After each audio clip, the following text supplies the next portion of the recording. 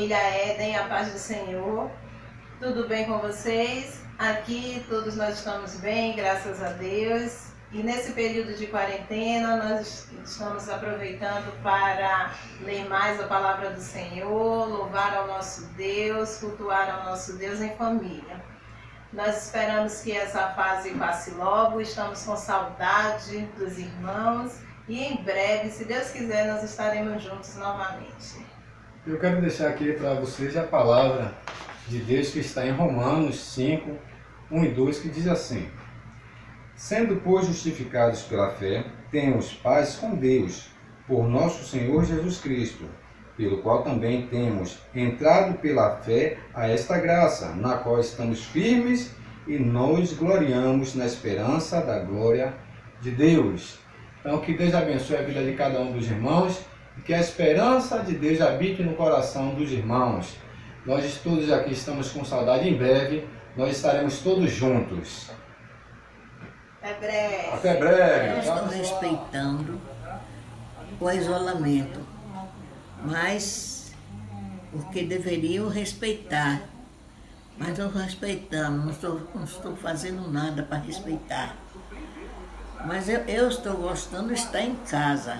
Só estou sentindo falta da igreja, dos irmãos. Eu nunca moro de estar em casa. Estou bem. E agora eu quero mandar uma mensagem para os irmãos. Que Jesus tome conta de todos nós e abençoe e evite essa pandemia.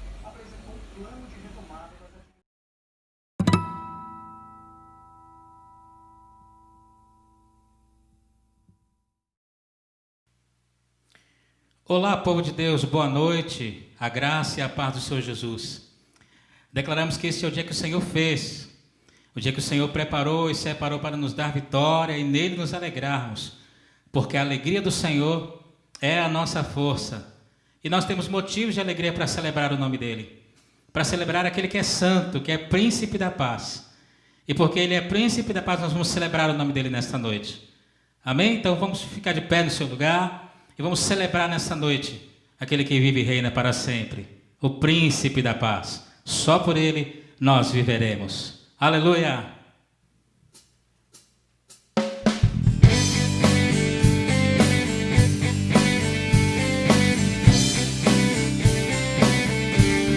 As palmas!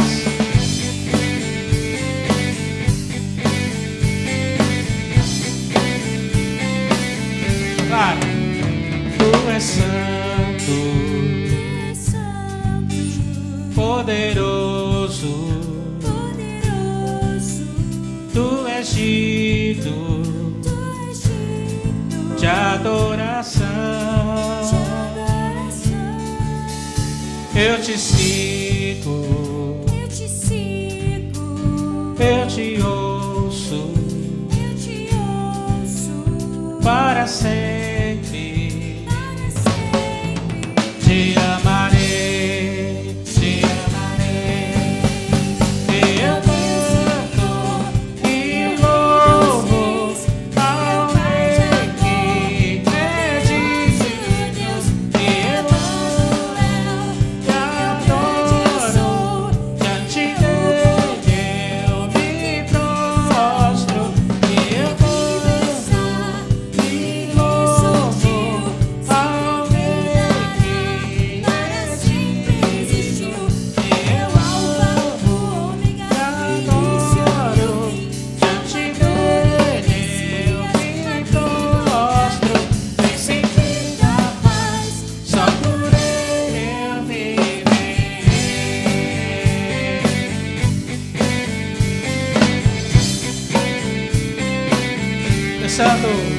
tu és santo, poderoso, tu és digno de adoração. Eu te sigo, eu te ouço para para sempre. Para sempre. Te amarei, te amarei. E eu canto e louvo ao Rei que é Poderoso Deus, Emanuel, grande sou, pra te ver eu me prostro.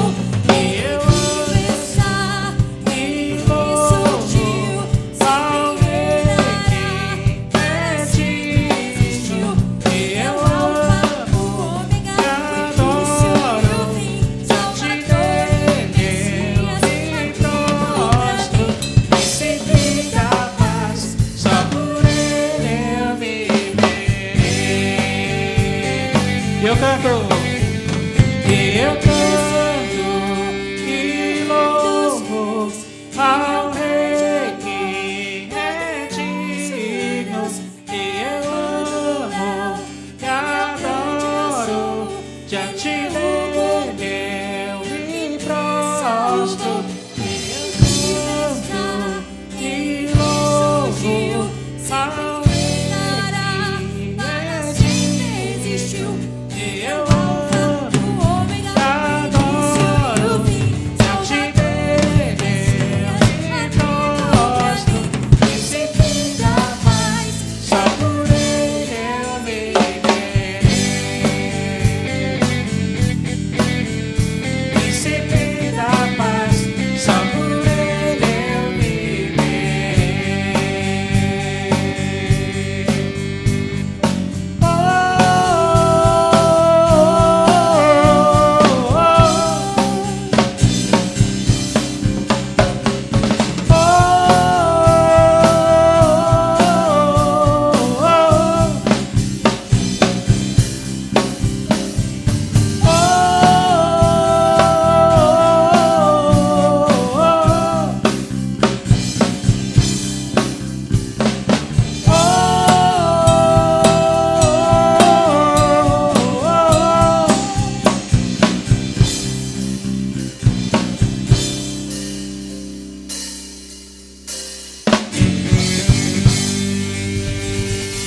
glórias a Ele.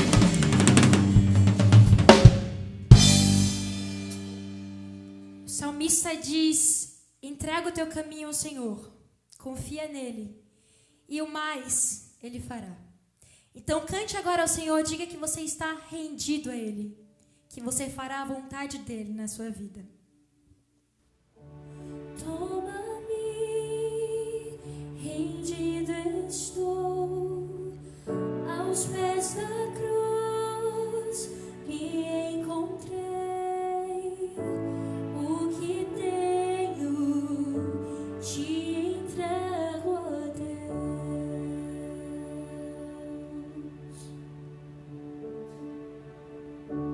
Vem limpar as minhas mãos, purificar meu coração, que eu ande em tudo que tu tens pra mim.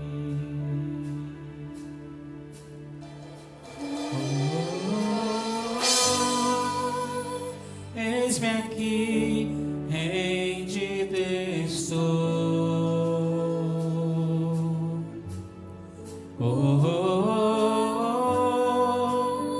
Eu sou teu e tu és meu, Jesus.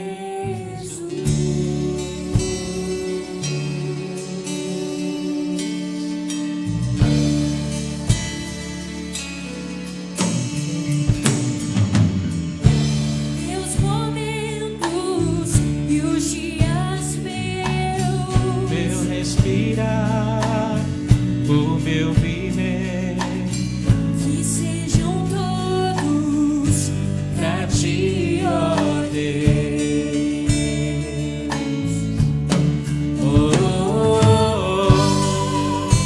Eis-me aqui, rendido estou.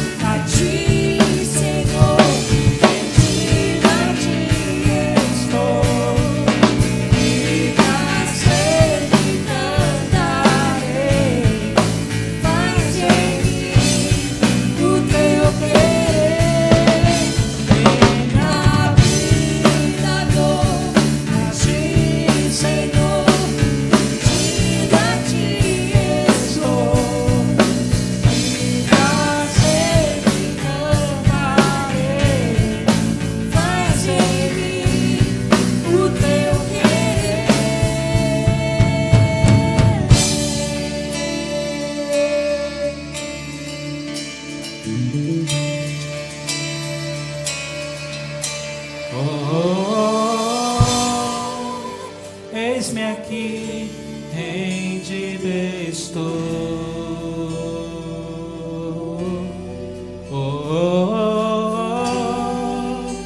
Eu sou teu e tu és meu.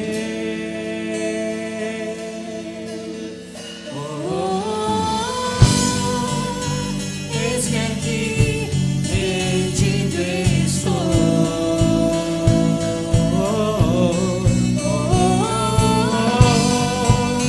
Eu sou teu e tu és meu. Minha vida dou a ti, Senhor. Rendido a ti estou. Minha sede cantarei. Faz em mim o teu querer. Minha vida dou a ti, Senhor. Rendido a ti estou. Minha sede cantarei. Faz em mim o teu querer.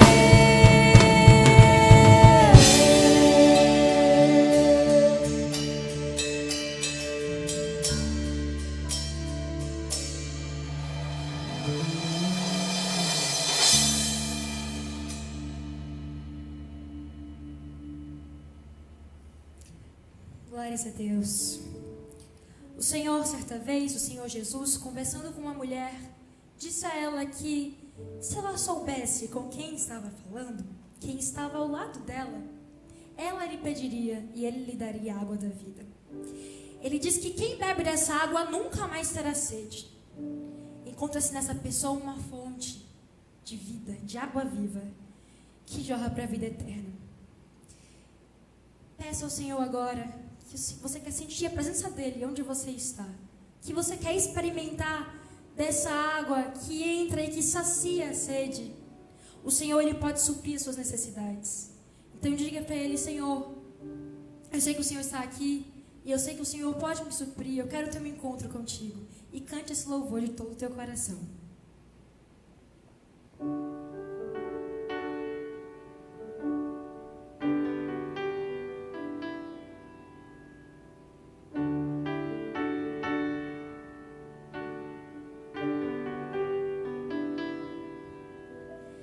Existe um rio, Senhor,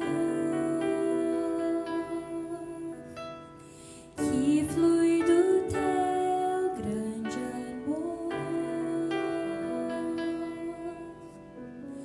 águas que correm do trono,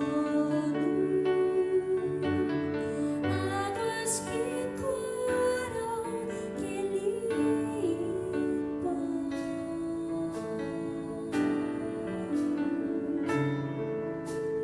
Por onde o rio passar, tudo vai transformar, pois leva a vida do próprio Deus, e esse rio está neste lugar.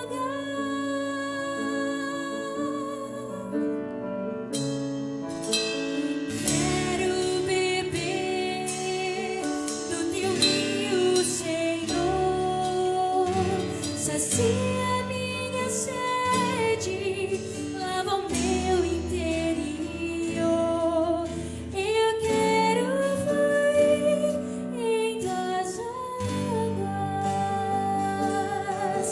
Eu quero beber da tua fonte, fonte de águas vivas.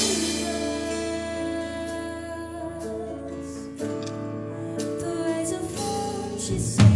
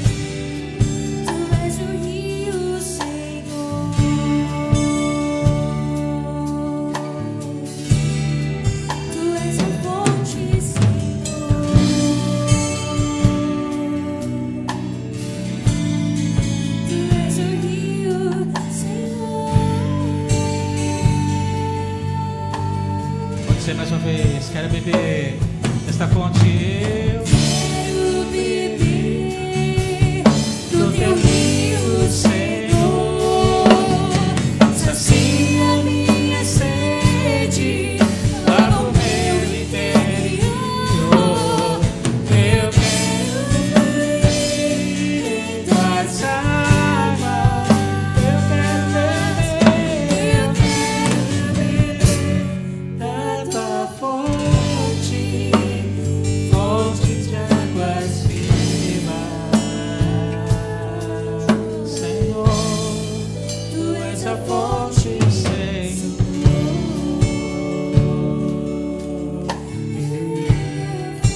És o rio, Senhor.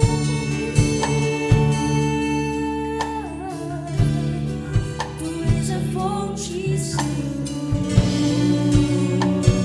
Só tu pode, Senhor, matar a sede do teu povo, Pai. Só tu pode suprir as necessidades mais íntimas, ó Pai.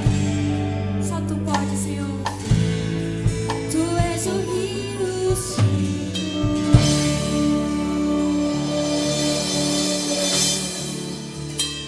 Aleluia. Ele é o rio, Ele é a nossa fonte. Beba desta fonte de água viva que jorra para a vida eterna. Vida de Deus em você. No ano em que morreu o rei Uzias, o profeta dizia que ele via o Senhor assentado no alto e sublime trono. E cada um tinha suas 6 asas. Com 2 voavam, com 2 ele caminhava. E clamavam uns para os outros, dizendo: Santo, Santo, Santo é o Senhor dos exércitos. E toda a terra está cheia da sua glória. Louvado seja o nome do Senhor para todo sempre. E é isso que nós vamos declarar. Que só o Senhor é digno de receber o nosso louvor, digno de receber a nossa adoração. Recebe, Senhor, a nossa adoração nesta noite. Em nome de Jesus. Aleluia.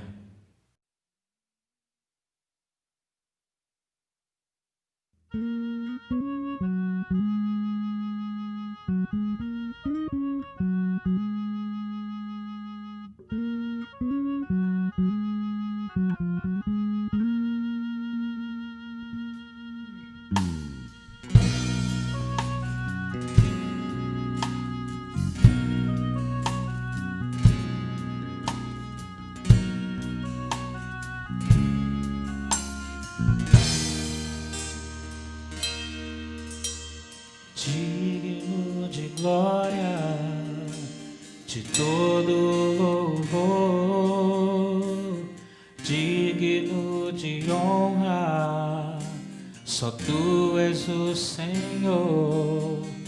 Teu Espírito se move sobre as águas do mar, a tua glória está aqui neste lugar.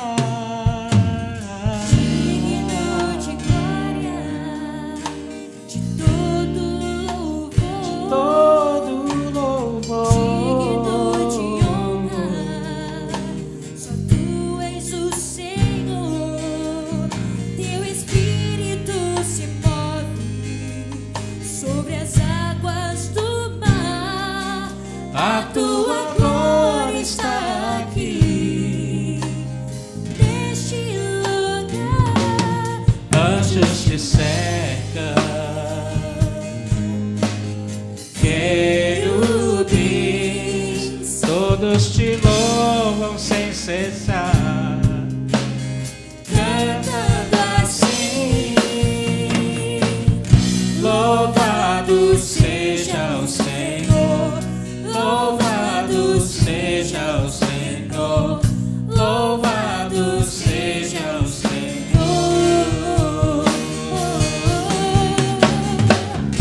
Louvado seja o Senhor, louvado seja o Senhor.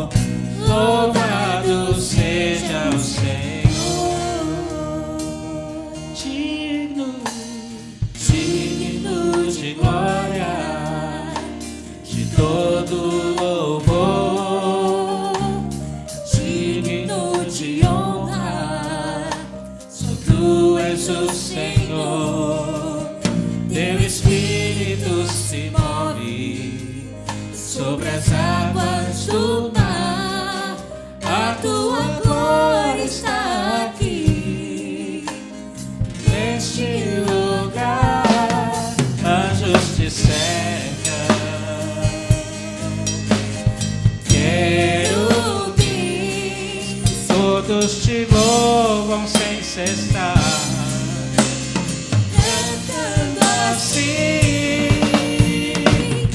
louvado seja o Senhor, louvado seja o Senhor, louvado seja o Senhor, louvado seja o Senhor, louvado seja o Senhor, louvado seja o Senhor.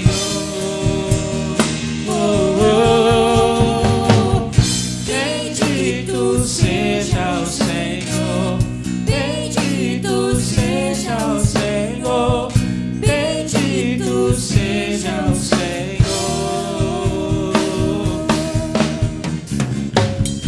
Bendito seja o Senhor, bendito seja o Senhor, bendito seja o Senhor. Santo, santo, santo é o Senhor, digno, digno, digno é o Senhor. Louvado seja o nome do Senhor, louvado seja o Senhor, louvado seja o Senhor, louvado seja o Senhor, para todos sempre. Louvado seja o Senhor, louvado seja o Senhor, louvado seja o Senhor.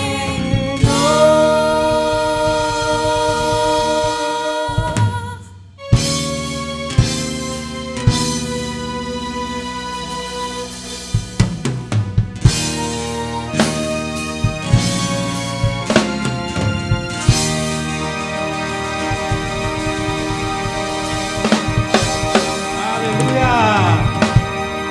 Louvado seja o nome do Senhor para sempre. Nós te adoramos, Senhor, na beleza da tua santidade. E declaramos o quanto só tu és digno. Digno de louvor é o Senhor dos exércitos. Toda a terra está cheia da tua glória. Recebe a nossa adoração. Nos rendemos a ti nesta noite. E te adoramos, Senhor, porque só tu és digno. Em nome do Senhor Jesus. Amém. Amém. Podeis assentar.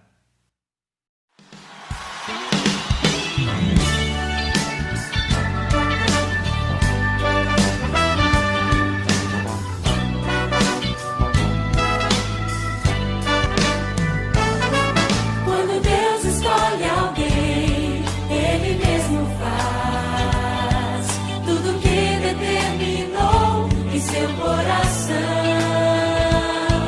Capacita os chamados, fortalece os seus braços, pois a obra é dele e não falhará.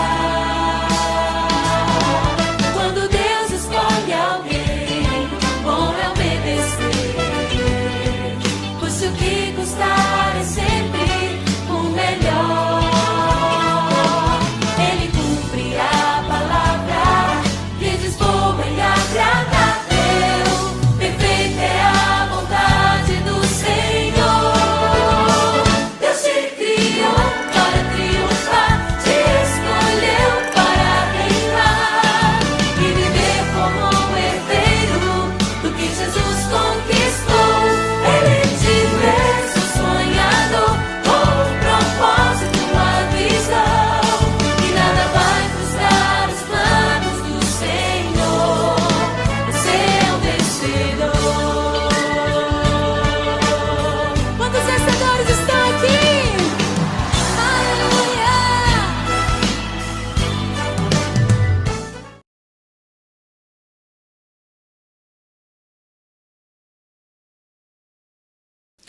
Boa noite, amados irmãos, graça e paz do Senhor Jesus Cristo. Que bom poder falar mais uma vez com os irmãos.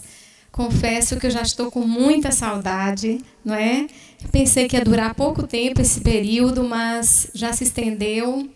Mas eu creio que Deus está ouvindo as nossas orações e logo, logo isso vai passar. Não é? Então, eu estou com muita saudade dos irmãos, quero que vocês se sintam abraçados, né? Amados por nós. Temos orado constantemente por vocês, eu sei que vocês têm orado por nós também. E o Senhor tem cuidado de nós. Nós estamos gratos a Deus por tudo que Ele tem feito. Eu gostaria, antes de ler o texto bíblico com os irmãos, dar um aviso rápido sobre a nossa escola bíblica. Nós estamos pensando seriamente agora em fazer uma escola bíblica online, pelo tempo que nós já temos, né, isolamento social. Então, o nosso projeto agora é gravar algumas aulas, disponibilizar no nosso canal, no YouTube, e os irmãos terem acesso ao material de Gálatas, né? A gente vai fazer um caderno, na verdade ele já está pronto, a gente vai imprimir esses cadernos, e os irmãos tanto podem receber pela internet, e aí não vai ter custo, ou podem vir na igreja na terça, quinta ou domingo, pegar o seu caderno, tá certo? Então, o custo é um valor irrisório de R$10. Se você quiser impresso, você deve mandar uma mensagem para o celular da igreja, uma mensagem curta, só porque Danilo vai estar recebendo muitas mensagens, então é bom que você diga, quero o caderno, irmão Danilo, e aí ele vai poder imprimir e você virá buscar aqui na igreja. Então, logo, logo a gente vai começar a ter aula, vocês vão ser avisados assim, da primeira aula, e a gente vai seguir Gálatas, não é? Como a gente vinha fazendo na nossa igreja. Eu vou começar com a revisão do capítulo 1, porque nós fizemos até o capítulo 1, e depois a gente segue, não é, os outros capítulos. E a nossa ideia é fazer uma lista no WhatsApp de transmissão, e caso você tenha alguma dúvida, você pode mandar sua pergunta também, e a gente vai tirando as dúvidas, tá, irmãos? Até que a gente pense numa ferramenta mais interativa, nós vamos fazer desse modo. Mas estamos comprometidos nisso. E quem sabe possam surgir outras turmas, de outros temas, não é? Como a escola de discípulos, a escola de pais, e assim até o dia que o Senhor permitir que a gente volte a se encontrar, a nos encontrarmos no templo. Vamos ler a palavra do Senhor? Eu quero que você abra na primeira carta de Pedro, o capítulo 1, no verso 1. E depois nós vamos ler o capítulo 2, do verso 4 ao verso 10. Mas antes de lermos esse texto tão precioso da palavra de Deus, eu gostaria de orar com vocês. Vamos orar mais uma vez? Feche os seus olhos, vamos orar ao Senhor. Pai, nós queremos te agradecer, Senhor, por estarmos em Tua presença, Deus, pela Tua presença tão real, tão gloriosa em nossas vidas. Louvado seja o Teu nome, Senhor, porque o Senhor tem cuidado de nós, tem nos dado livramentos, tem suprido as nossas necessidades de todas as áreas da nossa vida. O Senhor tem nos consolado, Pai, o Senhor tem nos animado. E nós louvamos o Teu santo nome, ó Pai. Queremos render graças. Estamos em casa, Senhor, mas estamos conectados pelo Teu Espírito. Estamos ligados também ao trono do Senhor, Pai, ao trono da graça, por intermédio de Jesus Cristo. E nós queremos agradecer por cada irmão, Senhor, cada irmão nosso, nossa família. E queremos pedir que o Senhor os abençoe com toda sorte de bênçãos. O Senhor sabe as necessidades de cada um, Senhor. Supre as suas necessidades e leva-os a cada dia a uma vida mais intensa de adoração ao Senhor. E que a nossa família também possa desfrutar da Tua presença. Ó Deus, muito obrigada. Sê conosco. Tira-nos desse momento difícil, mas que nesse momento também possamos fazer a Tua vontade. Em nome de Jesus. Amém. Amém, meus irmãos? Nós vamos ler o texto. Eu gostaria de começar lendo apenas o versículo 1 do capítulo 1 de 1 Pedro. E o texto diz assim, vamos lá? Capítulo 1, 1 Pedro, verso 1. O texto diz assim, Pedro, apóstolo de Jesus Cristo, aos eleitos, que são forasteiros da dispersão no Ponto, Galácia, Capadócia, Ásia e Bitínia, E daqui a bem pouco tempo, a gente lê o capítulo 2, o verso 4 ao 10. Deixe sua Bíblia aberta, tá? Antes de lermos o capítulo 2, os versículos de 4 a 10, eu gostaria que esclarecer para os irmãos que eu vou utilizar o termo igreja aqui, não no sentido de organização, no sentido de templo, não é? De instituição em si, mas no sentido de organismo, como sinônimo de corpo de Cristo, me referindo à comunidade que é formada pelos discípulos de Jesus. E eu gostaria de esclarecer que nem todo lugar que se chama igreja é, de fato, igreja de Jesus. Porque, para ser igreja de Jesus, essa comunidade tem que ter algumas marcas. E essa comunidade tem que viver conforme os ensinamentos de Cristo, de Jesus Cristo. Então, eu não vou estar falando aqui da organização que tem um CNPJ, mas sim do organismo vivo, do povo de Deus. Povo que, inclusive, foi Deus que constituiu. Nesse sentido, a igreja, ela foi formada, ela foi fundada, né? Ela foi criada por Deus. E vários textos da palavra de Deus, das Escrituras Sagradas, trazem isso. Eu também queria esclarecer que essa carta que nós vamos ler, ela é uma epístola geral, ou seja, ela não foi enviada para uma cidade só, ela foi enviada para forasteiros, pessoas que estavam na condição de forasteiros e dispersos do Ponto, como nós lemos, Galácia, Capadócia, Ásia, Bitínia, ou seja, 5 partes do Império Romano localizadas na Ásia Menor, atual Turquia. Pedro, ele envia essa carta a judeus e gentios que haviam se convertido ao Evangelho e estavam passando por uma dura perseguição, tanto vinda do judaísmo como também do Império Romano. Esses irmãos, eles tinham perdido suas casas, eles tinham sido obrigados a sair, eles foram exilados por algumas províncias e cidades do Império Romano, e eles vinham sofrendo perseguição simplesmente pelo fato de crerem e viverem o Evangelho. Era um tempo difícil, e, por incrível que pareça, a gente vai perceber que, apesar das dificuldades, o Evangelho cresceu muito nesse período. O texto diz que eles eram forasteiros. Ele está falando aí, essa expressão se refere ao aspecto social. Ou seja, eram residentes temporários da terra. A terra não era a sua morada permanente. Pedro está dizendo, lembrem, meus irmãos, vocês não são cidadãos só da terra, vocês são também, sobretudo, cidadãos do céu. E todo cristão sabe que aqui não é o nosso lar permanente. Mas, enquanto estivermos aqui, precisamos ser sal e luz, fazer diferença, influenciar as pessoas para o Evangelho, iluminar, tornar a vida delas com mais sabor. É assim que Jesus, é essa responsabilidade que o Senhor nos dá. Eles eram dispersos. Essa é uma fala... Isso é algo que fala da situação política deles. Eles haviam sido exilados, como eu disse, de Jerusalém, após a morte de Estevão, por causa da perseguição, e espalhados, né, pelo Império Romano. Irmãos, é muito interessante porque as dificuldades, as tribulações não impedem a igreja de crescer.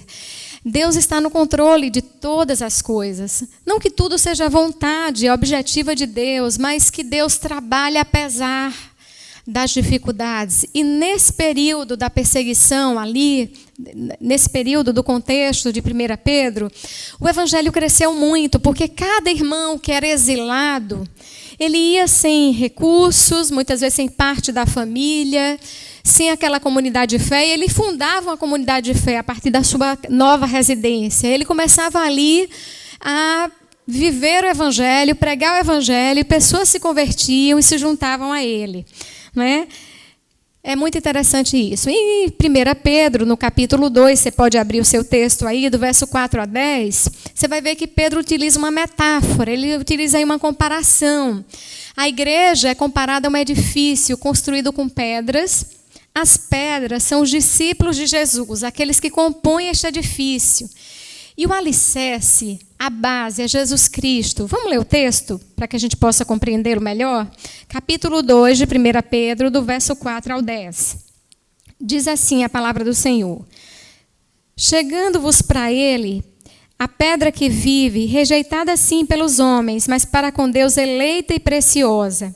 Também vós mesmos, como pedras que vivem, sois edificados casa espiritual, para ser de sacerdócio santo, a fim de oferecer sacrifícios espirituais agradáveis a Deus, por intermédio de Jesus Cristo. Por isso está na Escritura: eis que põe em Sião uma pedra angular, eleita e preciosa, e quem nela crê não será de modo algum envergonhado. Para vós outros, portanto, os que credes, é a preciosidade, mas para os descrentes, para quem não crê, a pedra que os construtores rejeitaram, essa veio ser a principal pedra angular, e pedra de tropeço e rocha de ofensa. São estes os que tropeçam na palavra, sendo desobedientes, para o que também foram postos. Vós, porém, sois raça eleita, sacerdócio real, nação santa, povo de propriedade exclusiva de Deus, a fim de proclamardes as virtudes daquele que vos chamou das trevas para a sua maravilhosa luz. Vós, sim, que antes não erais povo, mas agora sois povo de Deus, que não tinhas alcançado misericórdia, mas agora alcançastes misericórdia. Que texto maravilhoso, meus irmãos, falando da igreja, do que a igreja é. E o texto aí começa falando de quem é Jesus. Ele diz que a igreja, Pedro diz que a igreja é o edifício e Jesus Cristo é a pedra viva, a pedra angular, ou seja, a pedra de esquina, a pedra fundamental, o alicerce que sustenta todas as outras pedras do edifício. Jesus Cristo, então, é aquele que sustenta a sua igreja. Ele não só sustenta a igreja, mas ele também é o fundador da igreja. A igreja só existe porque Jesus morreu na cruz por ela e ressuscitou. Nós sabemos que somos pecadores, não é, irmãos? Sabemos que o pecado também, nós sabemos também disso, que o pecado nos separa de Deus. Porque o pecado se constitui uma transgressão, uma afronta, uma dívida contra Deus. Isaías, o profeta Isaías, do capítulo 59, verso 1 e 2, ele diz: eis que a mão do Senhor não está encolhida, para que não possa salvar, e o seu ouvido não está surdo, para que não possa ouvir. Mas as iniquidades de vocês fazem separação entre vocês e o seu Deus, e os pecados que vocês cometem o levam a esconder o seu rosto de vocês, para não ouvir os seus pedidos. De fato, o pecado separa o homem de Deus, e Deus é santo, puro e perfeito. Jamais nós poderíamos nos achegar a Ele se Jesus não pagasse a nossa dívida. Nós precisávamos de um mediador. Por amor, Deus mesmo providenciou esse mediador, Jesus Cristo. João 3,16 é um texto que nós já sabemos de cor, mas é um texto muito precioso. Ele diz assim: Deus amou o mundo tanto, amou de tal maneira, que deu seu Filho unigênito, para que todo o que nele crê não pereça, mas tenha vida eterna. Então a salvação é pela graça de Deus, por meio da fé. O fundamento da salvação está na suficiente obra de Cristo e não nos méritos humanos. O ser humano só poderá ser salvo se receber a salvação como oferta da graça de Deus. Não poderíamos jamais nos achegar a Deus se não fosse por essa obra maravilhosa de Jesus Cristo. Ou nós recebemos de graça, ou não recebemos a salvação. Jesus encarnou, morreu e ressuscitou para nos salvar. Ele cumpriu todos os requisitos de Deus, foi obediente até a morte, morte de cruz. Jesus pagou a nossa dívida, ele morreu por causa dos nossos pecados, mas ressuscitou para nos justificar, para nos tornar justos diante de Deus. Por isso, o texto que nós lemos no capítulo 2 de 1 Pedro, ele diz que Jesus é a pedra viva, ou seja, que ele está vivo. Ele morreu, mas ressuscitou. E ele diz que ele é pedra viva, não só porque ele está vivo, mas porque ele é capaz, ele é o único competente, o único que tem a autoridade da vida plena aqui, vida eterna. Ele é o único capaz de restaurar o nosso relacionamento com Deus, de promover reconciliação. Os cristãos, nós não seguimos então o Cristo que está morto, mas o Cristo que está vivo e vivo pelos séculos dos séculos e que um dia vai voltar para buscar o seu povo, a sua igreja.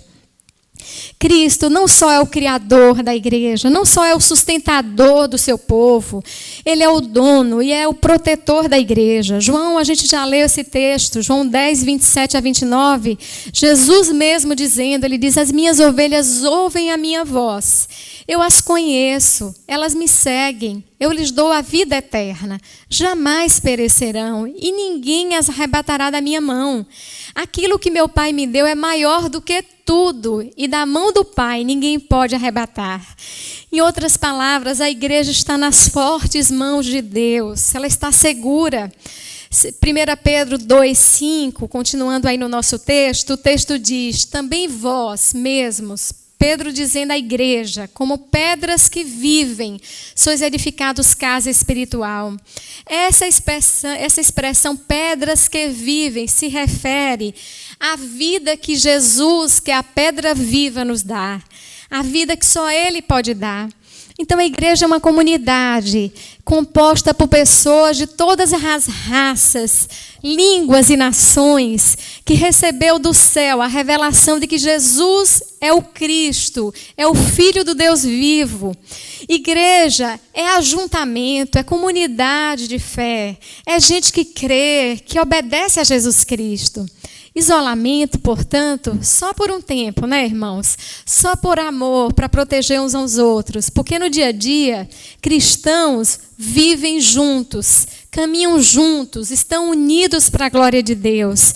Juntam-se para adorar ao Senhor, para ajudar um ao outro, para disciplinar um ao outro, não é? Glória a Deus pela igreja, glória a Deus pela sua vida, glória a Deus por sermos igreja do Senhor Jesus. E aí, voltando ainda a 2 Pedro, no capítulo 2, no verso 5, ele diz, também vós mesmos, como pedras que vivem, sois edificados casa espiritual. E eu te pergunto, o que é ser casa espiritual, meu irmão? E o texto responde, ser casa espiritual é ser santuário de Deus, é ser morada de Deus, templo do Espírito Santo, é ser o santo dos santos, o lugar onde a glória de Deus se manifesta. Veja, é em nós que o Senhor manifesta a sua presença, o seu poder, a sua glória. A Bíblia foge da ideia de que Deus está localizado em algum lugar, preso em algum templo. Estevão, cheio do Espírito Santo, ele disse em Atos, no capítulo 7, no verso 48 ao 50, ele diz assim, entretanto, não habita o Altíssimo em casas feitas por mãos humanas. Como diz o profeta, o céu é o meu trono e a terra o estrado dos meus pés. Que casa me edificareis, diz o Senhor? Ou qual é o lugar do meu repouso? Não foi porventura a minha mão que fez todas essas coisas? Deus não está preso ao templo, não é a nenhum lugar especificamente. Deus, na realidade, escolheu habitar em nós, naqueles que amam e obedecem a Jesus Cristo e a sua palavra. Em razão dessa verdade, do fato de Deus habitar em nós, nós nunca estamos sozinhos, não é verdade? Apesar do isolamento, apesar das dificuldades, nós nunca estamos sozinhos. Deus está conosco. Mesmo em tempos difíceis, nós desfrutamos do amor, da misericórdia, da graça, da bondade, da presença desse Deus, que é todo poderoso, mas também todo amoroso. Por causa que somos moradas de Deus, meus irmãos, nós também estamos em processo de transformação. Não somos perfeitos, não é? Não somos... nós não estamos ainda prontos, nós somos, como alguém disse, um poema inacabado. O Senhor está trabalhando em nós. Não somos mais os mesmos, né? De nós emana uma conduta mais íntegra, inclusive para com nossos semelhantes. Tem uma frase do Russell Norman Champlin muito interessante, que ele diz assim, que a fé em Deus deve resultar em justiça social e santidade pessoal. Passamos, então, a ter uma vida mais pura e amar mais ao próximo, não é? A fé gera esses frutos de justiça social e santidade pessoal. Então, nós estamos em processo de transformação. Em razão também de ser morada de Deus, nós sabemos que não está havendo culto no templo, mas Deus continua sendo adorado e servido, não é mesmo? Os cristãos continuam louvando, continuam trabalhando, continuam ajudando uns aos outros, evangelizando, continuam ofertando. Onde eles estão? No meio social em que eles vivem, utilizando os recursos disponíveis. Porque a nossa vida, quem é morada de Deus, reflete a glória de Deus. E o texto continua, de 1 Pedro, capítulo 2, ele diz: sois edificados casa espiritual, para ser de sacerdócio santo, a fim de oferecer de sacrifícios espirituais agradáveis a Deus, por intermédio de Jesus Cristo. Essa parte do texto, o apóstolo vai falar sobre o propósito de Deus. Ele nos fez morada dele, com o propósito, o texto diz aí, de oferecer de sacrifícios espirituais agradáveis a Deus, por intermédio de Jesus Cristo. Então me vem algumas perguntas quando eu leio esse verso. Quais são esses sacrifícios que são agradáveis a Deus? Como é que eles devem ser feitos para serem agradáveis a Deus? E precisam ser por intermédio de Jesus Cristo. Deus, então, não apenas nos consagrou como templos para Ele, nos quais Ele habita e é adorado, mas também nos fez sacerdotes. Isso significa que temos livre acesso à presença de Deus. E isso é muito precioso, meus irmãos. No Antigo Testamento, vocês lembram, apenas os sacerdotes podiam oferecer sacrifícios a Deus. E só o sumo sacerdote podia entrar no Santo dos Santos, com o sangue da expiação para perdão dos pecados. Ele fazia isso uma vez por ano. Quero lembrá-los que existe uma relação necessária no reino de Deus, entre privilégios e responsabilidades. Somos sacerdócio santo, nós podemos estar na presença de Deus livremente, mas nós fomos separados com o propósito de oferecer sacrifícios espirituais a Deus. No contexto do Antigo Testamento, e que os judeus conheciam bem, por isso Paulo usa muito dessa linguagem, da linguagem do Antigo Testamento nesse texto, vocês sabem que o povo hebreu foi o povo escolhido de Deus para que Deus, por meio deles, manifestasse a sua glória, manifestasse quem Ele era, a sua revelação para os outros povos. Ao sair do Egito, o povo experimenta ali na saída do Egito a forte mão de Deus. Deus os liberta, da escravidão do Egito e os conduz à terra de Canaã. E durante o período em que o povo passa no deserto, Deus faz revelações incríveis àquele povo. Veja, o deserto é um lugar de revelações incríveis, de momento especial na vida daquele povo. Porque no deserto Deus fala com eles de uma forma especial, faz milagres, Deus dá a lei a Moisés, orienta Moisés a fazer o tabernáculo, que seria móvel e que era símbolo da presença de Deus no meio do povo. O tabernáculo devia estar no meio das tribos, para indicar que Deus estava no meio deles. E tudo no tabernáculo tinha sentido. Deus diz a Moisés qual era a forma do tabernáculo, o tamanho de cada coisa, o que devia ser colocado, como ser colocado. Deus orienta a Moisés a fazer o tabernáculo, porque tudo aquilo que havia no tabernáculo tinha um sentido espiritual. Na realidade, aquelas coisas traduziam princípios espirituais mais complexos, para que o povo, de uma forma concreta, vendo com os próprios olhos, pudessem entender o que Deus estava querendo ensinar. Então, a lei mostra como as pessoas poderiam se achegar a Deus, como gente simples, comum, pecadora, podia ter acesso a um Deus santo. E essa é uma pergunta que deve permear os nossos corações. Como alguém que é pecador pode ter acesso a um Deus santo? E Deus orienta ali a Moisés, Deus entrega a lei a Moisés para que o povo pudesse ter acesso, por meio de alguns atos, à presença de Deus. E Deus queria ensiná-los, então, sobre Ele mesmo. Ele queria manifestar sua glória, o seu poder, sua presença no meio daquele povo. E possibilitar que aquele povo tivesse reconciliação com Ele. Isso é graça.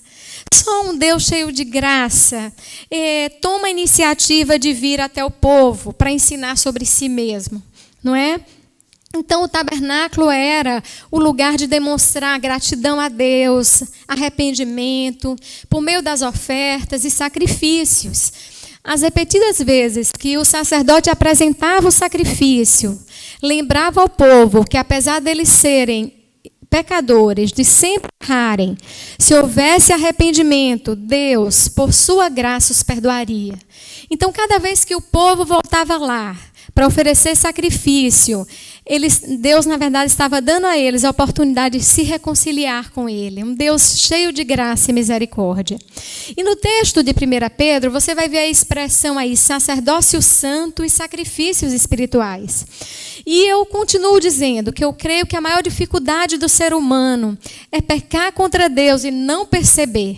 Achar que está tudo bem, achar que merece as bênçãos, merece Deus em sua vida, apesar do que é. Não é? E isso é muito ruim, porque coloca a nossa vida em risco. Então, toda vez que um animal inocente era sacrificado, eu volto a dizer para vocês, e eles viam o sacrifício daquele animal, o sofrimento daquele animal, aquele sangue derramado, lembrava a eles o quanto o pecado é perigoso, o quanto o pecado é danoso ao ser humano e a sua relação com Deus.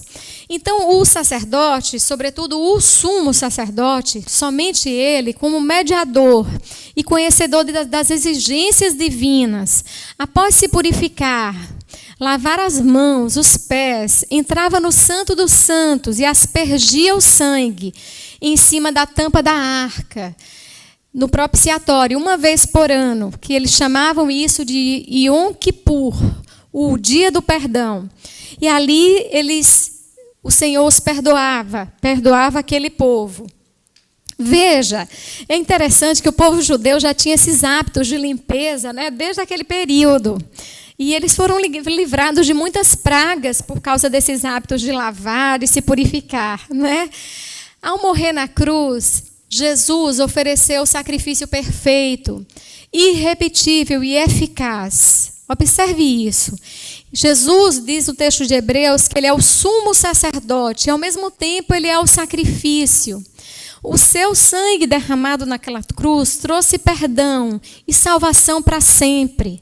E o sangue de Jesus derramado, o sacrifício de Jesus é suficiente para salvar a humanidade. Se você conseguir crer nisso, de que não é suas obras que vão te salvar, que não é uma conduta ética que vai te salvar, mas é crer que o sacrifício de Jesus é suficiente e que você pode receber Jesus em seu coração como Salvador e Senhor, você será salvo. E aí, sobre os sacrifícios espirituais, é importante lembrar, irmãos, que para serem aceitos, o texto de 1 Pedro diz, capítulo 2, para serem aceitos e agradáveis a Deus, precisam ser oferecidos por intermédio, por meio de Jesus Cristo. Ele é o único mediador. Diz o texto também que esses sacrifícios precisam ser conforme a palavra de Deus. Não adianta a mente humana inventar tantos sacrifícios, não é? Que não são conformes à palavra de Deus. Eles não vão levar ao crescimento espiritual e nem vão agradar ao Senhor. Porque esses sacrifícios, essas penitências que muitas vezes são feitas, contrariam a palavra de Deus. É sacrifício que a Bíblia diz que é de tolo, ou seja, é um sacrifício que Deus não pediu. E os sacrifícios que são aceitáveis, agradáveis a Deus, estão na palavra do Senhor, precisam ser conforme a palavra de Deus. E sabe qual é o principal sacrifício? É a adoração. Adoração não como cantoria só, adoração como estilo de vida, como um jeito de viver. É uma entrega total de nossas vidas a Deus. É amar a Deus sobre todas as coisas e sobre todas as pessoas e servi-lo por amor. Hebreus 13, reiterando isso que 1 Pedro diz assim sobre os sacrifícios. Hebreus 13, de 15 a 17, diz assim, de fato não temos aqui cidade permanente, mas buscamos a que há de vir. Por meio de Jesus, pois ofereçamos a Deus sempre sacrifício de louvor, que é o fruto de lábios que confessam o seu nome. Não se esqueçam da prática do bem e da mútua cooperação, pois de tais sacrifícios Deus se agrada. Então, do que Deus se agrada? Deus se agrada de uma vida entregue ao Senhor, de uma vida de adorador, de uma vida que se interessa pelo outro, que ama a Deus e ama também ao próximo. Os versos 7, meus irmãos, e 8, do texto de 1 Pedro 2, vamos reler? Esses 2 versos dizem assim, olhe bem. Para vós outros, portanto, os que credes, é a preciosidade, falando de Jesus. Mas para os descrentes, a pedra que os construtores rejeitaram, essa veio a ser a principal pedra, angular. Pedra de tropeço e rocha de ofensa, são estes os que tropeçam na palavra, sendo desobedientes para o que também foram postos. Esses 2 versos falam daqueles que rejeitam o amor de Deus, que não creem no Evangelho ou que acreditam em Deus, mas não obedecem. É aquela fé sem obediência, aquela fé sem frutos, é aquela fé que não salva. Há muita gente que diz, eu creio em Deus, mas não obedece. Crê em Deus, mas não quer saber sobre o que Deus, o que é aquilo que agrada a Deus. Quer continuar tendo a vida que quer ser senhor da sua própria vida. E ele diz que, para esses, Jesus é pedra de tropeço. Por quê? Porque Jesus virá para buscar o seu povo. E você pode fazer parte desse povo, se você ainda não faz parte. Esse é o tempo em que a graça foi derramada e as portas estão abertas, não é? É tempo de salvação. E Jesus virá buscar o seu povo. E esse povo, então, para esse povo, Jesus é a pedra angular, é a principal pedra. Mas para aqueles que rejeitaram Jesus, Jesus vai ser aquele que vai julgar essas pessoas. E a palavra de Deus diz que elas serão condenadas, porque não há outro caminho para Deus a não ser Jesus Cristo, o Filho de Deus. E nós continuando um pouco refletindo com os irmãos sobre essa questão do reino de Deus, não é, que esse texto fala, de tantos privilégios que a igreja tem em ser morada de Deus, santuário do Senhor, mas também falando das responsabilidades, o texto continua dizendo que a igreja é o povo escolhido para uma missão especial no mundo.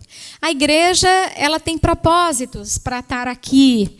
A igreja não está aqui à toa, ela está aqui porque tem um propósito de existência. E certamente é para cumprir a missão que o Senhor a deu. E o texto diz assim, de 1 Pedro capítulo 2, vós, porém, sois raça eleita, sacerdócio real, nação santa, povo de propriedade exclusiva de Deus, que maravilha, a fim de proclamardes as virtudes daqueles que vos chamou das trevas para a sua maravilhosa luz. Então o texto diz que nós somos sacerdócio real, significa dizer sacerdotes a serviço do Rei Jesus. Ou seja, sacerdotes a serviço do reino de Deus. Temos a responsabilidade de expandir esse reino na terra. E esse reino, diz o texto de Romanos, que esse reino consiste em justiça, paz e alegria. Esse reino é um reino de valores, de princípios, e nós precisamos expandir esses princípios na terra. O texto diz que nós somos povo de propriedade exclusiva de Deus, o povo precioso para Deus, comprado por alto preço, sangue do Cordeiro de Deus, povo que Deus ama e cuida. A igreja enfrentou muitas dificuldades na sua história e continua enfrentando. Nesse momento tem irmãos sendo mortos ainda por causa da sua fé, nos países que perseguem os cristãos. Mas esse povo, não duvide, é um povo precioso para Deus, é um povo de propriedade exclusiva de Deus, e Deus cuida do seu povo. Deus dará respostas no tempo certo, no tempo dele, da forma dele. Povo que tem uma missão, e o texto diz que é um povo que tem uma missão, e a missão é de proclamar as virtudes daquele que nos chamou das trevas, ou seja, da escuridão. Naquele tempo que nós não compreendíamos a palavra de Deus, que era escuro para a gente, para a sua maravilhosa luz, para a sua verdade. Então, irmãos, nós precisamos proclamar as virtudes daquele que se revelou a nós, nos libertou e nos salvou.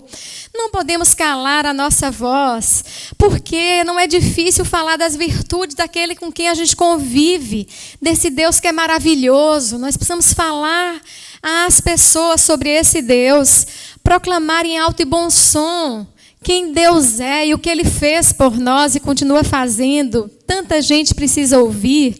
Nós precisamos levar essas pessoas a conhecerem Jesus. Nós precisamos apresentá-las a Jesus Cristo. Porque Deus tem feito maravilhas em nossas vidas. E o que Ele fez por nós é motivo suficiente para que cumpramos com zelo, com fidelidade, com urgência a missão que Ele nos confiou. Nesse tempo nós não podemos tocar nas pessoas, mas nós podemos usar as redes sociais, nós podemos evangelizar o mundo todo. Não é? Nós podemos fazer isso com pessoas que nós conhecemos, com pessoas que nós não conhecemos. É um tempo de proclamar. Nós fomos tirados à força de um paradigma de estar reunidos no templo, o que é muito bom, e eu espero que volte logo, porque é um tempo muito bom quando nós nos reunimos. Mas, irmãos, nós continuamos adorando, nós continuamos evangelizando, porque nós somos o povo de propriedade exclusiva, somos o povo que é morada de Deus. Então, o texto termina dizendo assim: vós sim que antes não erais povo, mas agora sois povo de Deus, que não tinhas alcançado misericórdia, mas agora alcançastes misericórdia. Que maravilha, meus irmãos! Antes nós não éramos povo de Deus, antes não tínhamos alcançado misericórdia, mas agora somos povo de Deus. Eu antes não era cristã, não conhecia ao Senhor, não conhecia a palavra, mas agora eu estou conhecendo ao Senhor e conhecendo a sua palavra. Então, que maravilha! Pedro está lembrando aquela igreja, lembram? Vocês não eram povo, a misericórdia de Deus os alcançou e agora vocês são povo de Deus, agora vocês podem falar, agora vocês podem proclamar, porque agora vocês conhecem, estão conhecendo o Senhor, prosseguindo em conhecer ao Senhor. Jesus Cristo é esse Deus, Deus que encarnou pela sua criação, cheio de amor e de misericórdia. Sabe, é muito diferente o cristianismo das outras religiões. Porque nas outras religiões, por medo, muitas vezes, da divindade, as pessoas, para aplacar a ira, não é, dos seus deuses, os seus adeptos oferecem sacrifícios. Muitas vezes porque fizeram uma promessa ou porque estão com medo para alcançar alguma coisa, não é? E aí eles fazem os sacrifícios. No cristianismo, essa relação não começa em nós, começa em Deus. Foi Deus quem se revelou. E porque Ele se revelou, então nós respondemos a essa revelação. Não é? No cristianismo verdadeiro, primeiro os adeptos os filhos se sentem amados pelo Pai, eles se sentem amados por Deus e constrangidos por esse grande amor, respondem, não é? Também com amor e até com sacrifícios. Por quê? Esses sacrifícios têm muito a ver com abrir mão daquilo que muitas vezes satisfaz a natureza humana, mas não agrada ao Senhor. É nesse sentido, não é? Abrir mão do pecado, daquilo que fere a santidade de Deus, que desagrada ao Senhor. São esses sacrifícios, é sacrifício de crucificar, não é? A natureza humana, a natureza pecaminosa, para viver um novo tempo na presença de Deus, fazendo a vontade do Senhor. Faço questão de repetir para todos que nos ouvem e para nós também, que o mérito da igreja ser tudo isso, sacerdócio real, nação santa, povo de propriedade exclusiva de Deus, não é dela. O mérito é de Jesus Cristo. Nós, cristãos, nos enxergamos, eu faço questão de dizer isso a você, que às vezes pensa assim, não, a gente não pode ter certeza de salvação, ou é muita É muita pretensão desses crentes, desse povo que diz que é cristão, dizer que tem certeza de salvação. Mas nós, cristãos, não nos enxergamos, nós nos enxergamos, melhor dizendo, como pecadores. Nós cremos que precisávamos de um Salvador. Sabe aquela história que Jesus disse para os fariseus que aqueles que precisam de médico, né, são os doentes, que aqueles que não estão doentes não precisam de médico?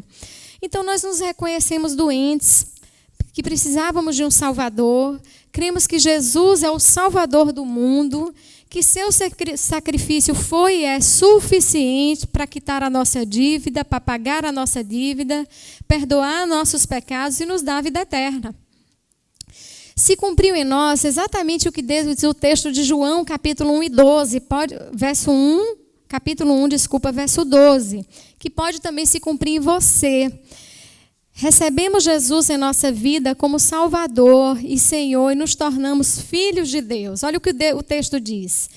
Mas a todos quanto o receberam, deu-lhes o poder de serem feitos filhos de Deus, a saber, aos que creem no seu nome. Isso se cumpriu na vida da Igreja de Cristo, está se cumprindo na vida de outras pessoas, porque nós cremos e o Senhor nos deu o privilégio de sermos chamados filhos. Não são todas as pessoas que são filhas de Deus, todas são criaturas, mas para se tornar filho, ser filho é uma opção. Aí nesse texto é necessário crer que Jesus Cristo é o Salvador.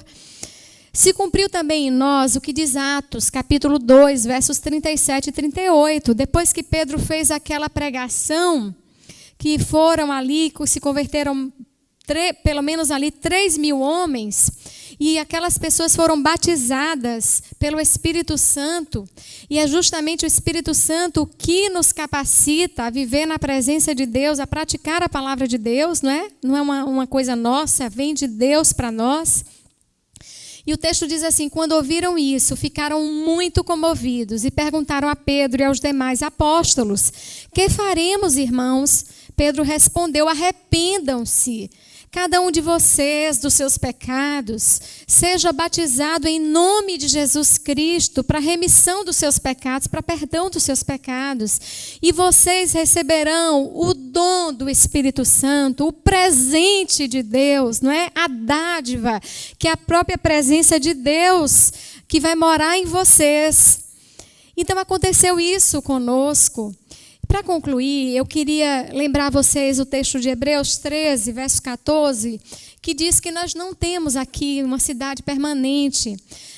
Nossas expectativas, então, como cristão, meus irmãos, não se limitam a esta vida. Nós não temos aqui cidade permanente, não é? E eu queria ler um trechozinho rapidamente do pastor Ed René-Kivitz, é um trecho muito interessante que ele escreve sobre morrer antes, viver depois, nesse tema. E ele diz assim, que na ressurreição de Jesus Cristo há a inversão da polaridade da vida. Quem vive preso ao paradigma antigo, viver antes, morrer depois, está preso a uma qualidade de vida finita, contida nos limites da mortalidade. Por mais que se esforce para superar o drama da morte, estará sempre combatendo um inimigo com quem não pode negociar. Tentará superar sua finitude com as coisas efêmeras da existência, o retardamento do envelhecimento, a entrega insaciável ao prazer, conforto, bem-estar, ou será vítima do encharcamento da náusea, do desespero. A morte estará sempre à espreita, revestindo de transitoriedade tudo aquilo que o iludido tenta se apegar para vencer sua condição mortal. Seguir a Jesus Cristo é colocar os pés, irmãos, na rota da vida eterna.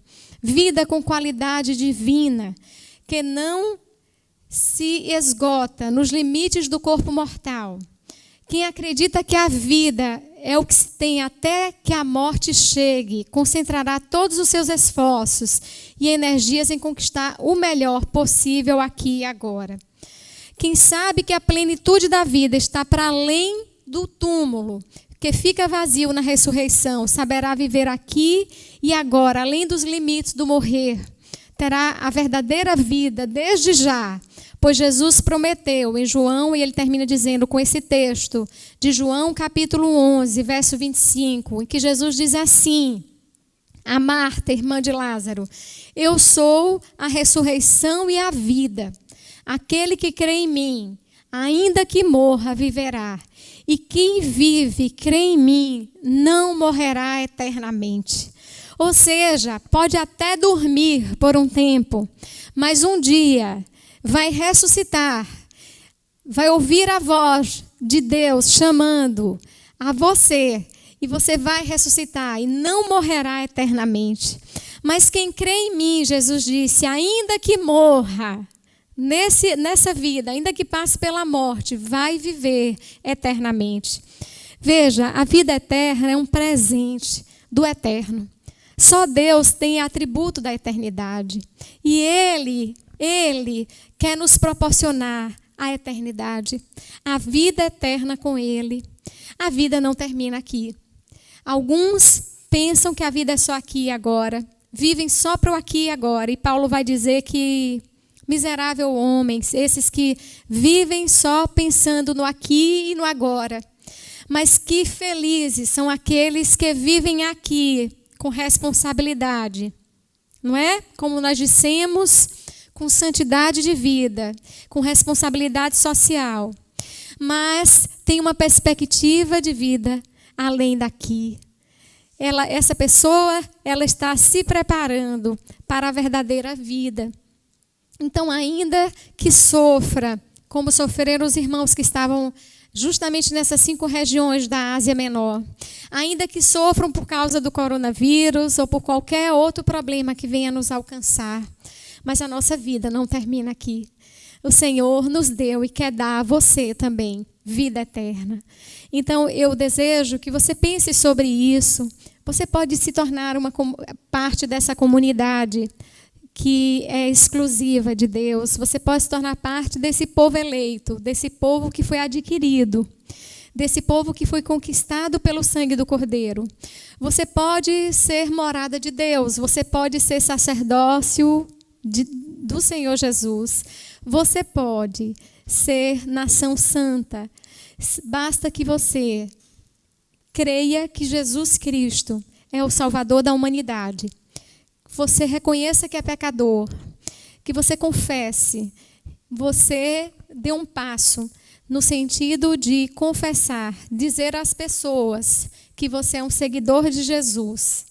E você deve fazer parte de uma comunidade, porque nessa comunidade é onde vai haver o crescimento espiritual, a orientação para a sua vida espiritual, o cuidado espiritual, não é? E Deus, Ele constituiu algumas pessoas para cuidar do povo adquirido. Isso está em Efésios. Efésios diz que o Senhor deu à igreja evangelistas, mestres, pessoas, pastores, não é? Apóstolos, pessoas profetas, pessoas que cuidam da sua igreja, cuidam do seu povo. Foi Deus que fez assim, a contrassenso do que muita gente pensa. E você pode fazer parte de uma comunidade assim, uma comunidade que serve verdadeiramente ao Senhor Jesus. Não é uma empresa, não é uma organização apenas, não é empresa e não é apenas uma organização, é organismo vivo, é povo de Deus. E eu te convido, esse é o tempo da graça, é o tempo de salvação, é o tempo de aliança com Deus. Jesus vai voltar. Tudo aponta para o fim, Jesus vai voltar, Ele vai cumprir, porque tudo se cumpriu e o que falta ser cumprido, certamente Ele cumprirá. Ele vai voltar para buscar a sua igreja. A igreja, ela está se preparando para esse encontro. Lá em Apocalipse, Deus chama a igreja de noiva. É uma imagem bela, né, para indicar que o noivo é Jesus e a noiva é a igreja, e eles vão se encontrar. E vai haver uma grande festa. E nesse tempo, Deus quer que a sua igreja pregue a palavra e diga para as pessoas que elas podem fazer parte dessa grande festa. Basta que elas creiam, basta que elas tomem essa decisão. Se creres em seu coração e se você confessar publicamente com a sua boca que Jesus é Senhor, será salvo. A salvação não é um privilégio de alguns. A salvação é um presente para todos, mas nem todos querem esse presente. Você quer? Você quer esse presente? Deus te oferece esse presente. Irmãos, que Deus os abençoe, que vocês permaneçam firmes em oração, em louvor, em evangelização, em ajuda ao próximo, que vocês permaneçam intercedendo, que vocês permaneçam em adoração, crescendo na graça e no conhecimento do Senhor, porque desses sacrifícios Deus se agrada. Que Deus te abençoe. Um beijo forte no coração. Não esqueça de sinalizar para Danilo se você quer a sua apostila. Tá certo? Se você quer a apostila física, você terá que vir à igreja, pegar aqui, contribuir com R$10. Mas se você quiser apenas pela internet, receber no seu e-mail, você vai sinalizar o seu e-mail, nós vamos mandar gratuitamente. Tá certo? Esse valor é apenas para impressão mesmo. Esse é um material feito, só para passar já a palavra para o pastor, é um material feito com a contribuição de alguns professores. Ficou muito rico. Nós utilizamos alguns livros, alguns comentários, e vale a pena adquirir.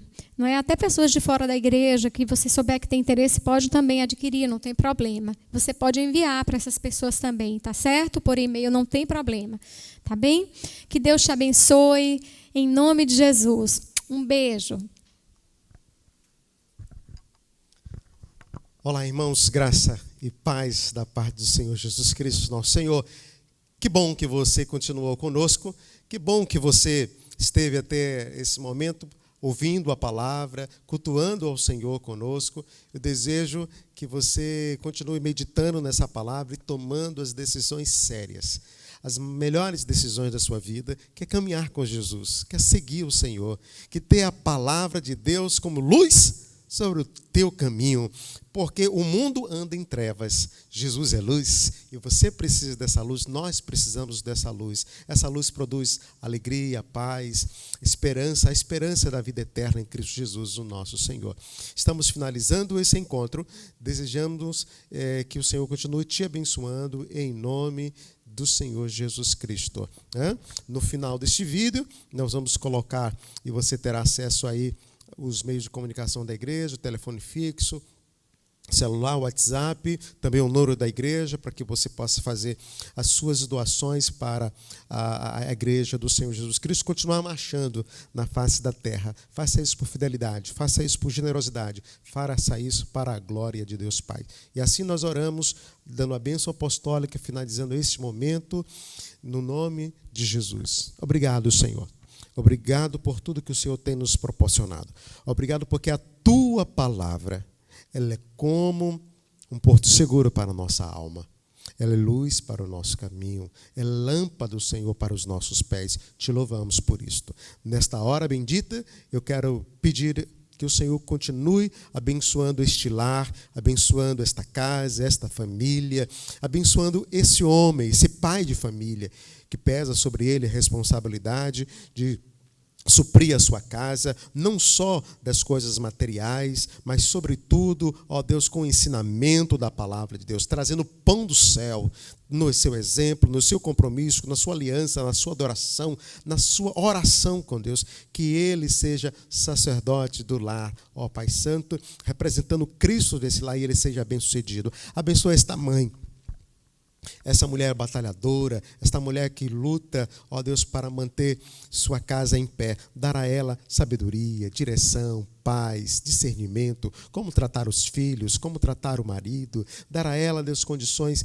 de ter da parte do Senhor, suprido todas as suas necessidades emocionais, indo muito além daquilo que o mundo pode oferecer, indo muito além daquilo que o marido pode oferecer, mas que ela possa encontrar no Senhor. Abençoe esse filho, para que seja um filho amável, um filho obediente, um filho que ama o Senhor, ama a família, um filho que sabe onde está colocando os pés, como está direcionando a sua caminhada, que ele possa olhar a Deus pela experiência, talvez dos estudos, talvez da faculdade, mas numa perspectiva de glorificar o nome do Senhor diante das decisões que está sendo tomada a cada dia, mas que, acima de tudo, ele se considere e viva nessa terra como cidadão dos céus. Eu oro e declaro a bênção do Senhor, a bênção da saúde, a bênção da provisão, a bênção da alegria, da verdadeira esperança em Cristo Jesus.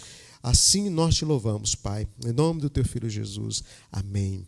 Deus te abençoe grandiosamente em nome de Jesus. Receba o nosso abraço, nosso carinho, lembrando aos irmãos que aos domingos pela manhã nós estaremos com as portas abertas para o momento de acolhimento, e você desejando pode vir para um tempo de oração, um tempo de consagração. A gente não está tendo a reunião coletiva, mas você pode sim vir para um momento de consagração, um momento de oração, né, com o Senhor, e se precisar de algum nível de acolhimento como igreja, nós estaremos abertos aqui para receber você. Que Deus te abençoe em nome de Jesus. Amém.